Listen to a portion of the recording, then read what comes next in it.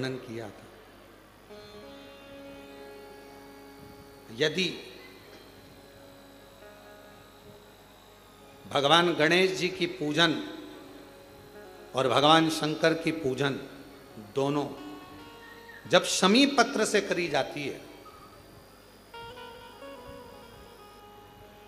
तो शरीर में कैसा भी रोग भरा पड़ा हो, डॉक्टर ने कह दिया कि यह बहुत बेकार रोग है और ये रोग इसका पीछा नहीं छोड़ेगा। यदि आपको डॉक्टर ने कह दिया कि ऐसा है, डॉक्टर की दवाइयाँ लो, जांच कराओ, डॉक्टर को दिखाओ, रिपोर्ट लाओ, पर साथ में 7 स्थान बताए हैं जहाँ पर शमी पत्र को अगर चढ़ाते रहे तो वो रोग कितना भी बड़ा हो, आखिरी में वो रोग समाप्त हो ही जाता है। 7 स्थान बताए शमी पत्र। अब शमी पत्र के 7 स्थान तो बताएं, पर शमी पत्र की इतनी महत्वता क्यों है, मंदार की इतनी महत्वता क्यों है, गणेश जी की पूजन में, शिव जी की पूजन में इतनी महत्वता क्यों है? 7 स्थान पर शमी पत्र का वर्णन किया गया। 7 स्थान शिव महापुराण के वो 7 स्थान शिवलिंग के आप लोग देखेंगे, दर्शन करेंगे। ये मानकर चलिए ये जलाधारी है, ये जहाँ से जल बहता है वो स्थान, ये शिवलिंग है। समझ में आ रहा है सबको?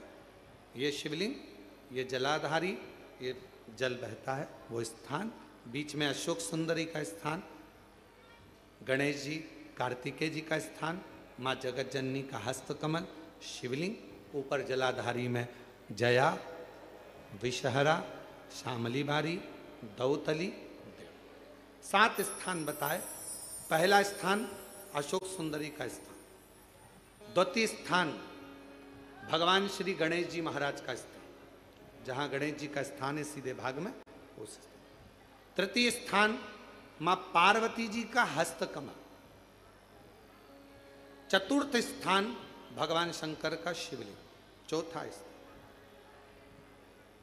5वां स्थान नंदी का उठा हुआ चरण, जो नंदी का पांव उठा हुआ रहता है एक आगे वाला, 5वां स्थान।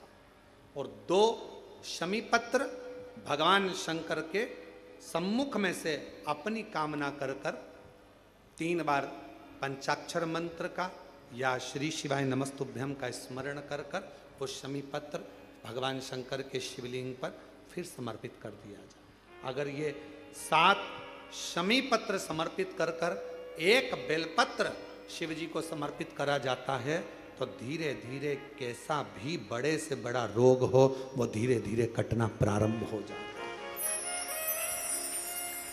शमी पत्र की महत्वता, पूजन में वर्णन, शमी की इतनी महत्वता क्यों है तो शिव महापुराण में यह भी वर्णन किया गया। औरव मुनि के, औरव ऋषि के कोई संतान नहीं थी।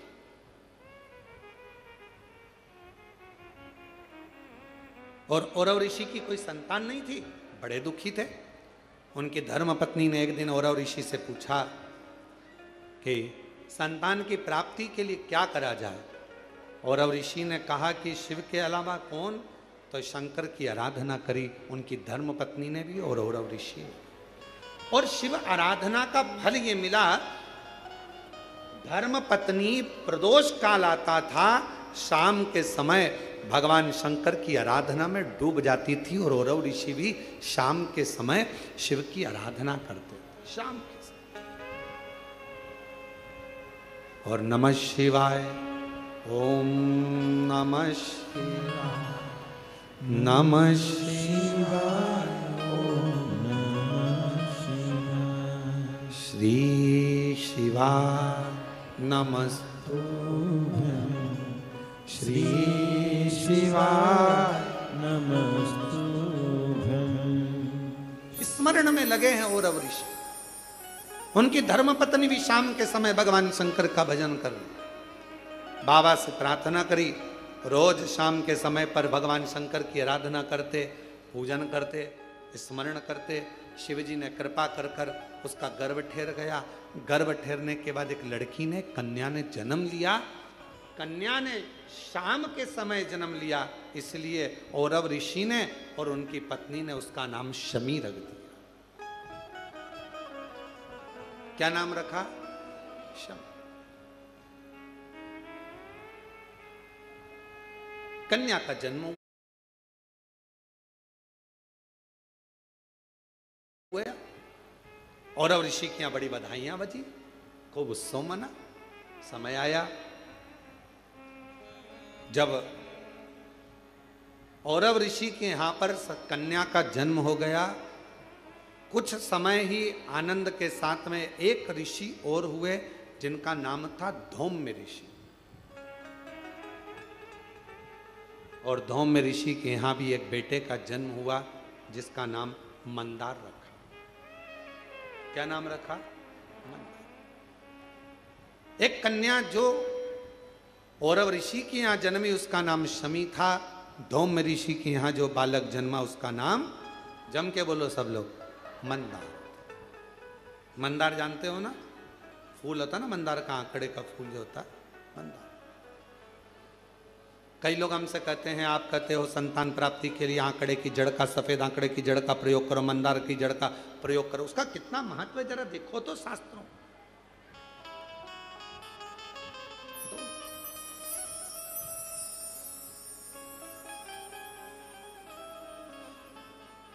औरव ऋषि की बेटी बड़ी हुई, धौम्य ऋषि का बेटा बड़ा हुआ।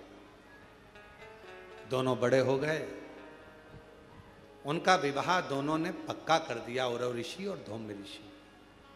शमी और मंदार की शादी हो गई। छोटे थे, पहले के समय में छोटी अवस्था में विवाह हो जाता था। आज के समय में तो अवस्था हो जाती है, छोटा समझ में ही नहीं आता कब विवाह करना है।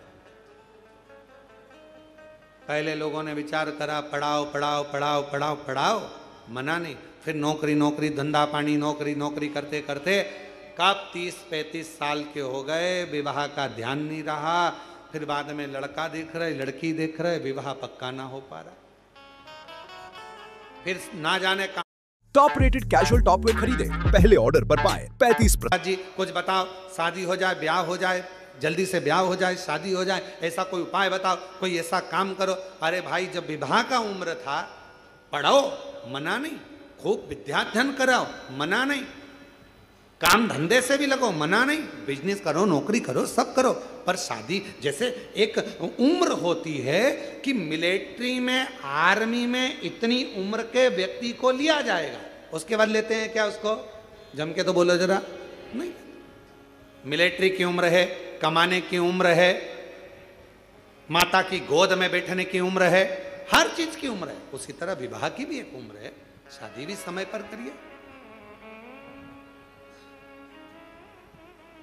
आज जो इतने इतने ना जाने कितने कितने बखाड़े हो रहे हैं, रोज सोशल मीडिया पर, अखबारों में रोज पढ़ने को मिलता है, ऐसा हो गया, वैसा हो गया। समय पर सब चीज अच्छी लगती है, समय का ध्यान, समय। इसीलिए शिव महापुराण की कथा कहती है, धन सत्ता वैभव कुर्सी पद प्रतिष्ठा मिलना, ये मिल रहा है, प्राप्त हो रहा है। धन मिला, सत्ता मिली, वैभव मिला, कुर्सी मिला, पद मिला, प्रतिष्ठा मिली, सब कुछ मिली। हो सकता है कि यह तुमको प्राप्त हो जाए, कैसे ना कैसे मिल जाए, कैसे ना कैसे तुम्हारे भाग्य में आ जाए। ये सब मिलना भाग्य की बात नहीं है। सबसे ज्यादा भाग्य की बात तब है, सबसे ज्यादा भाग्य की बात तब है जब, सबसे ज्यादा भाग्य की बात तब है जब एक अच्छा गुरु और एक अच्छी धर्म पत्नी आपकी संगनी बनकर साथ चले, तो समझ लेना। एक गुरु अच्छा मिल जाए, एक धर्म पत्नी अच्छी मिल जाए। गुरु तुम्हें स्वर्ग की सीढ़ी चढ़ाने की राह बताता है और धर्म पत्नी तुम्हारे साथ रहकर घर को स्वर्ग बनाने का प्रयास करती है। धर्म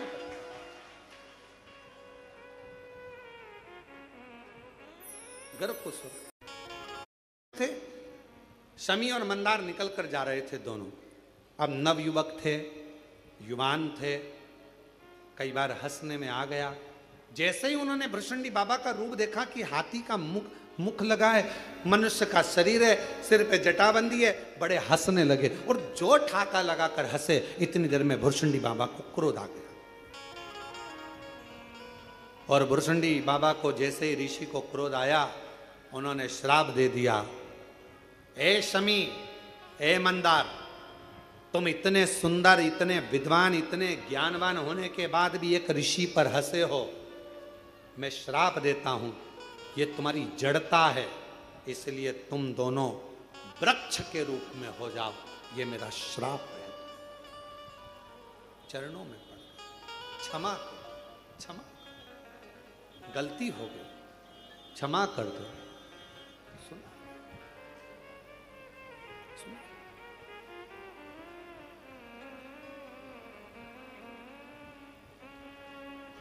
बहुत समय हो गया, ना तो शमी आई ना मंदार आया। ना शमी आती है ना मंदार आता। पिताजी को लगा और ऋषि को लगा कि मेरी बेटी से मिलकर आऊं। मिलने गए तो बेटी नहीं थी। कहा धौम्य ऋषि ने, दोनों गए हैं पर आए नहीं। ढूंढने निकले और ऋषि ढूंढने निकले, धौम्य ऋषि ढूंढने निकले। ढूंढते ढूंढते वहीं उसी स्थान पर भृशुंडी बाबा के, भृशुंडी ऋषि के आश्रम पर पहुंच गए। वहां पर जाकर नमन करा कि मेरे बेटे और बहू आए थे, क्या आपने देखा है? कहा उन्होंने मेरी हंसी उड़ाई, मैंने उन्हें श्राप दे दिया, वो वृक्ष बन गए। महाराज कृपा करिए, कृपा करिए, इन दोनों की मुक्ति का कोई उपाय बताइए। मुक्ति का कोई उपाय। कहा मैं गणेश जी की आराधना करता हूं, आप भी गणेश की आराधना करो। श्राप तो मैंने दिया है, पर श्राप से मुक्त भगवान श्री गणेश जी महाराज कर देंगे। धौम्य ऋषि ने और औरव ऋषि ने गणेश जी की आराधना करना प्रारंभ करी। गणेश जी प्रसन्न तो हो गए। गणेश जी ने कहा मांगो क्या चाहिए? भृशुंडी ऋषि ने मेरे बेटा बहू को श्राप दे दिया है, उन्हें श्राप से मुक्त कर दो। भृशुंडी बाबा से, भृशुंडी बाबा ने तुरंत उसी समय पर गणेश जी महाराज बोले, भृशुंडी ने श्राप दिया? वो तो मेरा परम भगत है, और अगर उसने श्राप दिया है तो मैं उस श्राप को तोड़ नहीं सकता। आप कुछ और मांगना हो तो मांग लो। महाराज क्या मांगे? आप उन दोनों वृक्ष पर कृपा कर दो। गणेश जी महाराज ने कहा आज मैं वचन देता हूं, शिवपुत्र गणेश वर देता है। भगवान शंकर के गणेश कह रहे हैं मैं शिवपुत्र गणेश आज वर देता हूं। ये शमी और मंदार का पेड़, वृक्ष, इसकी पत्ती और इसके फूल जो मेरे पिता शिव जी को समर्पित करेंगे, जो मुझे समर्पित करेंगे, जो उनके मन की कामना होगी वो सारी कामना उनकी हम पूर्ण करेंगे। अब चलते चलते धौम्य ऋषि ने हाथ जोड़ दिए, प्रभु दोनों विषैले हैं, दोनों कटीले हैं, विषैले हैं। अब देवता तो इसको स्वीकार नहीं करेंगे ना। गणेश जी महाराज ने कहा देवता स्वीकार करें चाहे नहीं करें, मेरे भगवान शंकर और मैं मंदार के पुष्प को और शमी के पत्र को स्वीकार करेंगे। जो मनुष्य शमी के पत्र से हम दोनों की आराधना करेगा, मेरे पिता शिव जी की और मेरी आराधना करेगा, भूलवश भी शमी के वृक्ष का दर्शन जिस दिन व्यक्ति को मनुष्य देह में हो जाएगा, शमी के वृक्ष का यदि वो दर्शन भी कर लेगा, उस दिन 12 ज्योतिर्लिंग के दर्शन का पुण्य फल प्राप्त हो जाए। शमी की इतनी महत्वता, मंदार की इतनी महत्वता, इतनी शिव महापुराण की कथा कहती है कितना भी रोगीला व्यक्ति है, कोई बड़ा रोग से ग्रसित व्यक्ति है, वो रोग मिट ही नहीं रहा, उसको केवल एक काम चालू कर देना चाहिए, भगवान का पंचाक्षर मंत्र का जाप करे, डॉक्टर से जांच कराए, औषधि ले, डॉक्टर को दिखाए, दवाइयाँ ले, जांचें कराए, डॉक्टर को शिव मानकर उसकी दवाइयों का सेवन करे, साथ में शमी पत्र भगवान शंकर को चढ़ाना प्रारंभ करे। शमी पत्र यदि वो प्रतिदिन नहीं चढ़ा सकता तो सोमवार, शनिवार, कुछ अष्टमी, प्रदोष, शिवरात्रि ऐसी तिथियां हैं जिस दिन भगवान शंकर को शमी पत्र अगर चढ़ाया जाता है तो व्यक्ति के जीवन का कैसा भी। कई यूट्यूबर्स अपना चैनल स्टार्ट करते समय शॉर्ट वीडियोस बनाते हैं, उनके लाइक्स भी आते हैं, सब्सक्राइबर्स भी आते हैं, और जैसे ही वो लॉन्ग वीडियोस बनाने जाते हैं उनके व्यूज। बेलपत्र का वृक्ष घर में रखते हैं,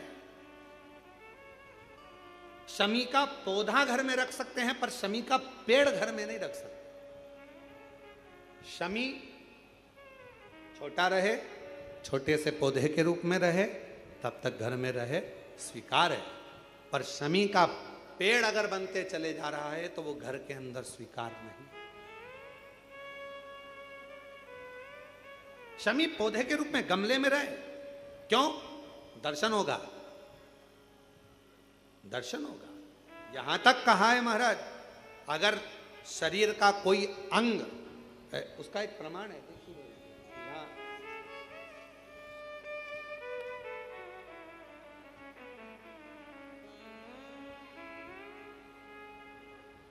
माता का नाम शशि देवी, पिता का नाम राजा कन्नौजिया। मैं काशी की रहने वाली हूं। एक लोटे जल का मैं क्या वर्णन करूं।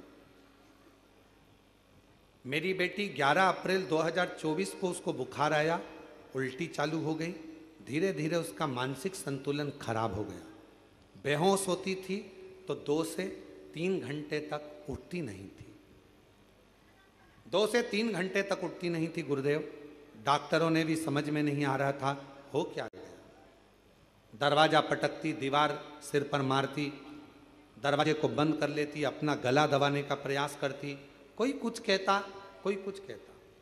18 डॉक्टरों का दवा चला लेकिन फायदा बिल्कुल नहीं।